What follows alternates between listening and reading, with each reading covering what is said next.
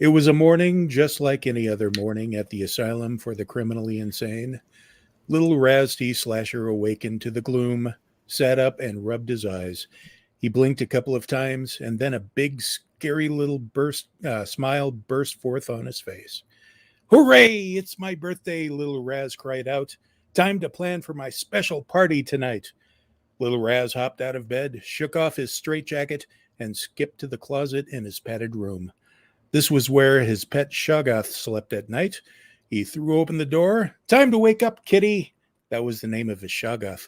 It's my birthday today. Lots to do before tonight. In the blackness of the closet, several eyes opened up, followed by a slimy, slithery sound as Kitty began coming out of the closet space, out into Little Raz's room. Said Kitty. I know, said Little Raz. But today's a special day. You know that. Come, let's eat some breakfast and prepare for the party tonight. So Little Raz and Kitty went from his room down to the kitchen and had breakfast. A big bowl of honey nuttos for Little Raz and a live penguin for Kitty. Their respective breakfasts gleefully slurped down, and Little Raz's bowl rinsed and put in the dishwasher. He said, Time to invite all of my friends for my party tonight. It's going to be so much fun. Said Kitty. Yep, that's the first person I'm going to invite. Let's go.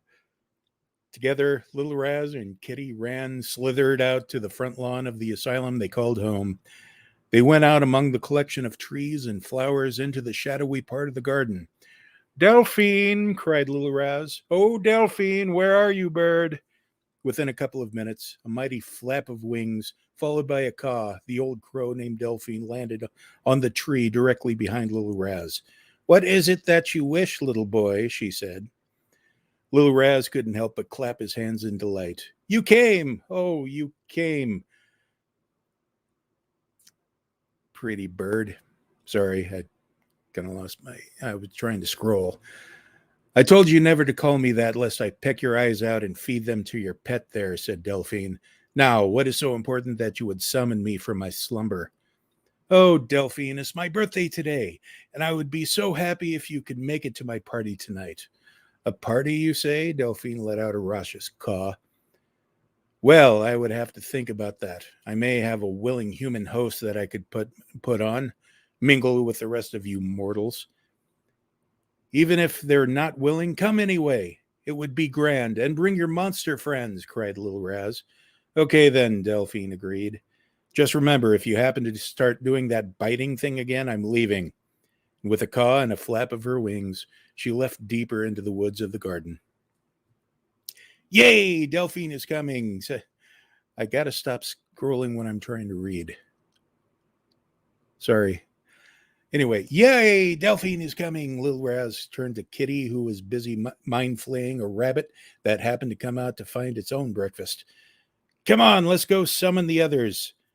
The duo went back inside of the large Victorian house that was the abandoned asylum where Little Raz and Kitty lived.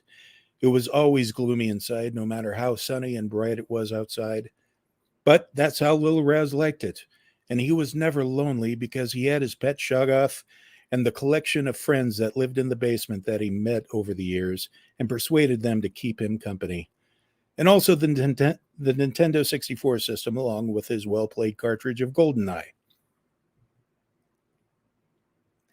Little Raz and Kitty went into the large floor-level room, the one with the fireplace, the mirror, and the large crystal ball that he used for summoning his other friends.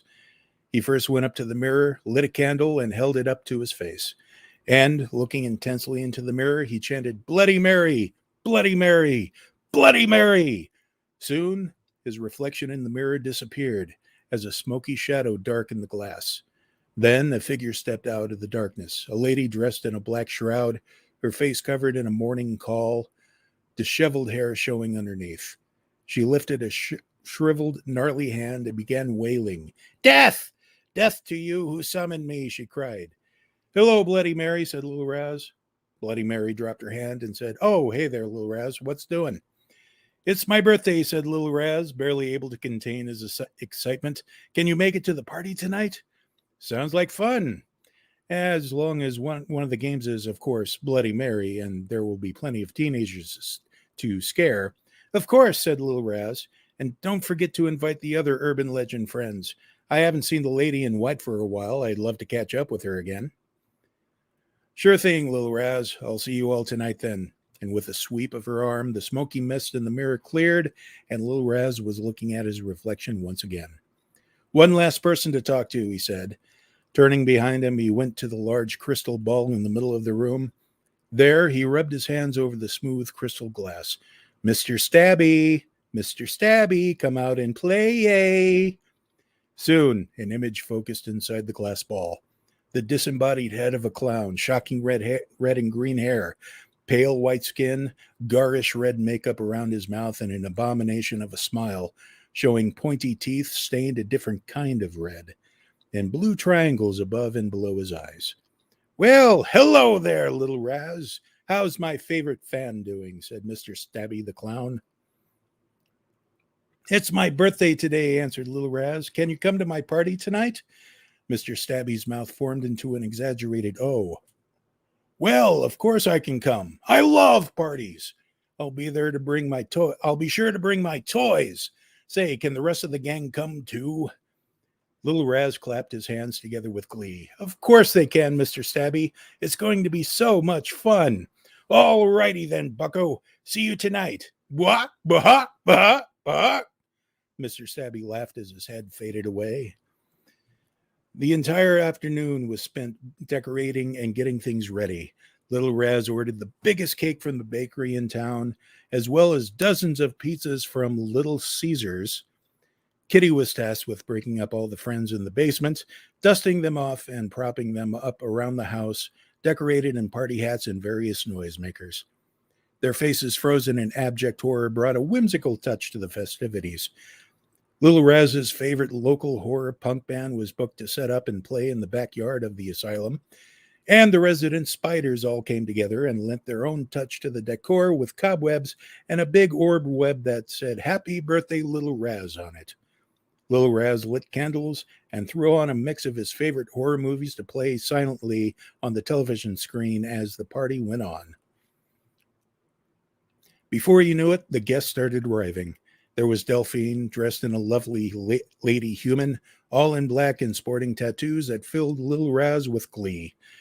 All of the monsters and cryptids she knew started to arrive after, followed by the friends of Bloody Mary, who appeared outside of the mirror for the festivities.